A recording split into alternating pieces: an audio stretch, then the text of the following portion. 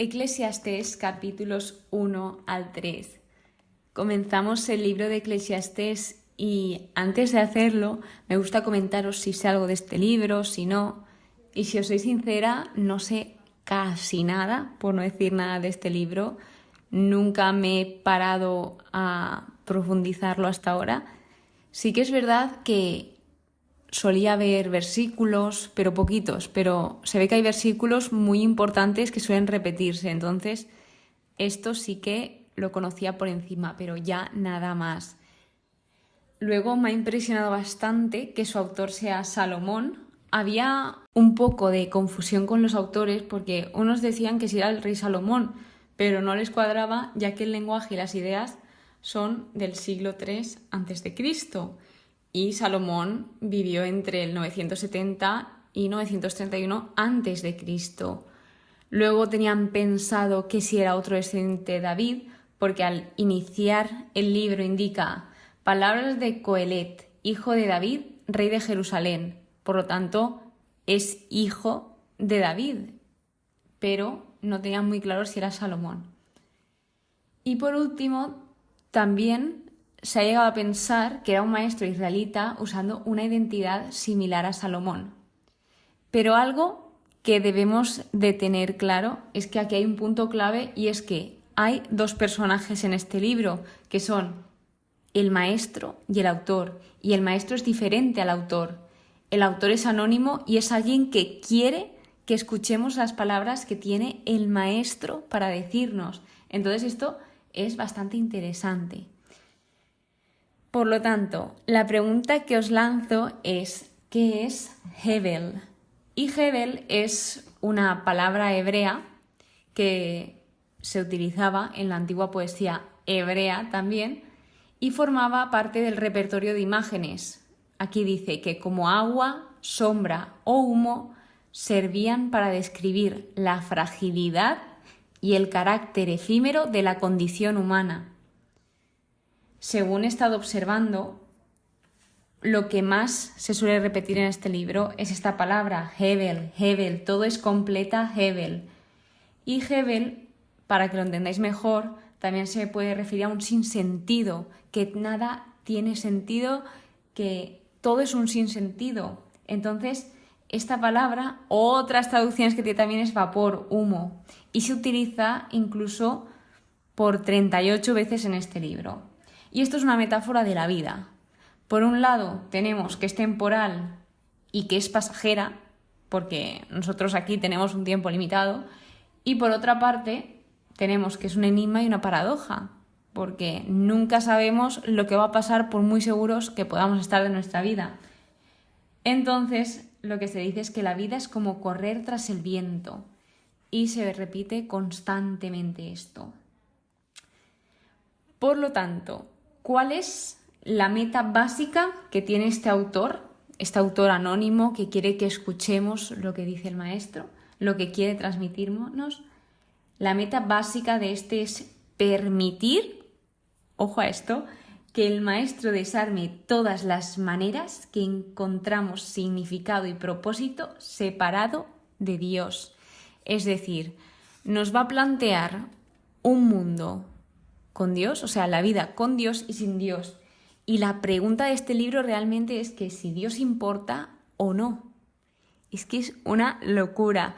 Lo que me estaba planteando conforme iba estudiando los capítulos era, ¿podré explicar aunque sea algo bien? Porque creo que no es nada fácil explicar este libro. Y algo curioso es que responde a nuestras propias preguntas, porque son preguntas que el ser humano se sigue haciendo a día de hoy, de por qué pasan estas cosas, por qué no pasan estas cosas, y aquí te va dando ejemplo de todos, por qué a los justos les pasan cosas que les tendrían que pasar a los injustos y a los injustos no le pasa nada, etc. Preguntas como esta.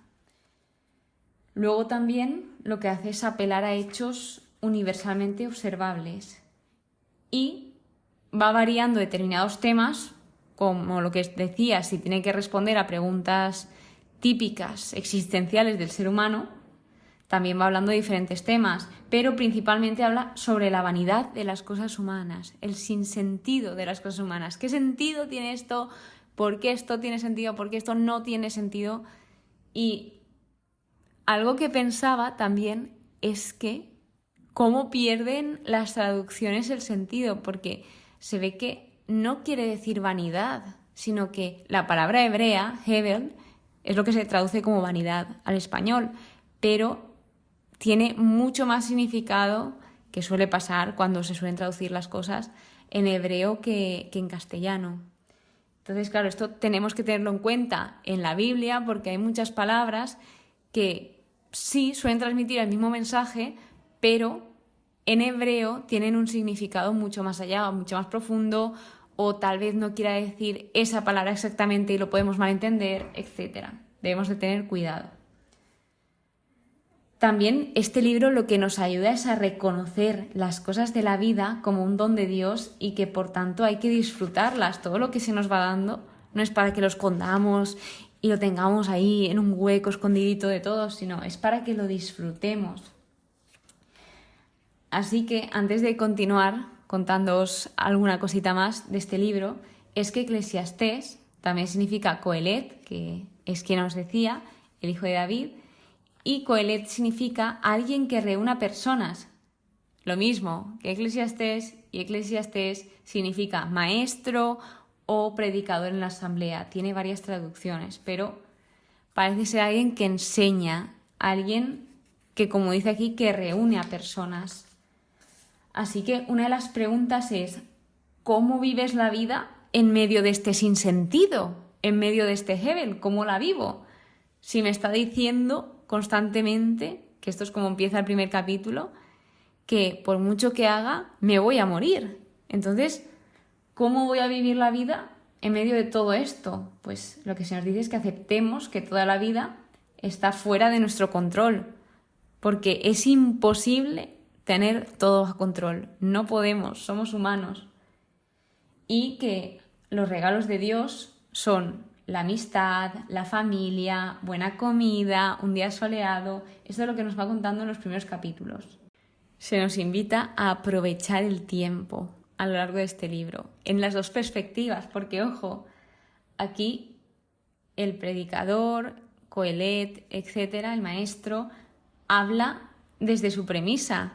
Y primero está hablando debajo del sol, que esto quiere decir nosotros tal cual en la tierra. Intenta buscar el significado de la vida, tanto con Dios, con ese pensamiento en la eternidad, y sin Dios, o sea, alejado el pensamiento de la eternidad. Entonces esto es una locura como el autor, el maestro va investigando, va buscando, va también pasando por experiencias para explicarnos todo lo que va viviendo y las conclusiones que va sacando.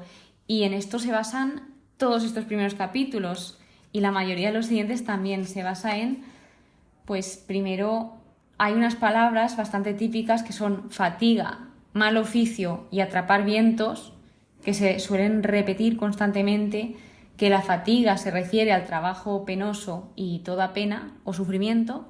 El mal oficio en este contexto se refiere al trabajo que produce fatiga y trastorno, y atrapar vientos al esfuerzo inútil y pérdida de tiempo. Es una visión un poco pesimista, un poco bastante. Es como que siempre va a que, como al final morimos, ¿de qué sirve todo? Esa es la visión que tiene el maestro. Entonces nos va contando de que por mucho que pasen los años, los siglos, milenios, etcétera, etcétera, no hay nada nuevo bajo el sol.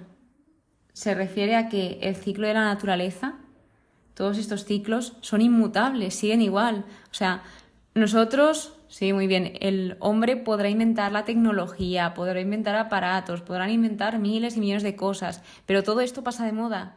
Pero lo que siempre queda son las montañas. El sol siempre sale, la luna también sale, los montes allí están, los ríos también.